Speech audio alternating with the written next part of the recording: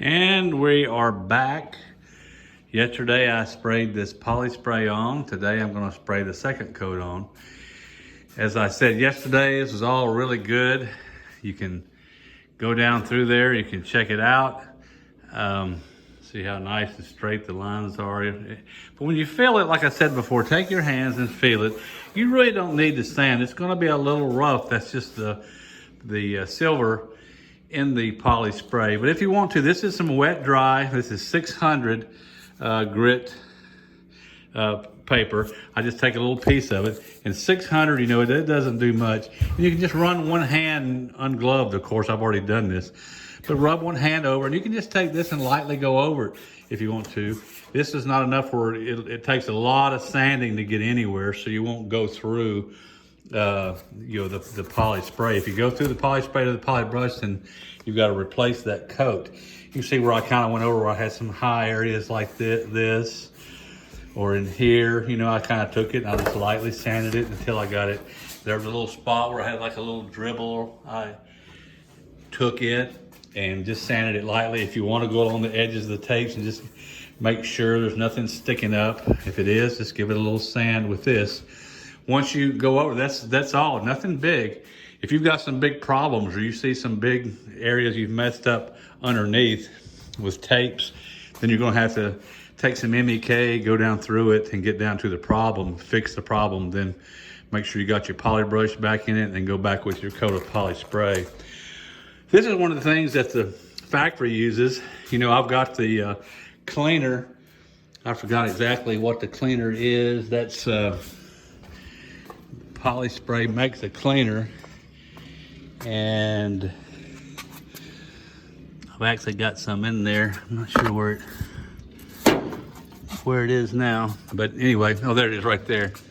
That's the cleaner, and I guess it's covered up the number. No, it's 2210, something 2210 there. That's an actual cleaner that Polyfiber says you can use to spray on it and clean.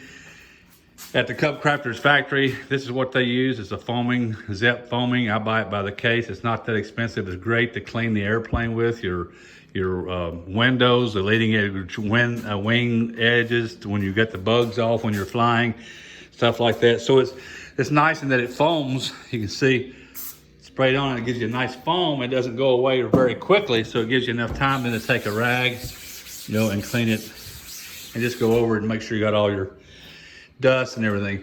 I always go in my paint booth and I take a blower like that one right over there, and I blow the paint booth out generally the first thing in the day when I get there, so any dust that's in here can go ahead and settle and get out. And spray this down too, so you spray any dust that might come in there, anything that's on there, I just spray it down really good with the blower, and then work on it. If you got any sanding, I literally maybe spent 15-20 minutes, just went over this, make sure there was no little bumps or anything. I fixed those up with a little bit of light sanding. I cleaned it completely all the way over with the glass cleaner and the cloth, and then it's ready to spray. So that's the way to do that. This is the paint setup. I'm going to talk a little bit about the gun. When you're doing the poly brush and the poly spray, you need a paint gun with a little bigger tip. It needs to be I think they say 2.4. Now the one I got, this high dollar sprayer that I use, this is a 2.5. This is a gun I got from Harbor Freight. I think this one was $40 or $50. I've got one with a 1.4 tip that I use to spray the top coat with. It's here. It has a 1.4 tip on it. You can see there. That's the size you want to use for DUHS polyurethane paint for your top coat. So we have a big nozzle here so that the poly brush can go. You were really putting a lot on, and for the poly spray especially, so all the stuff will go through it okay.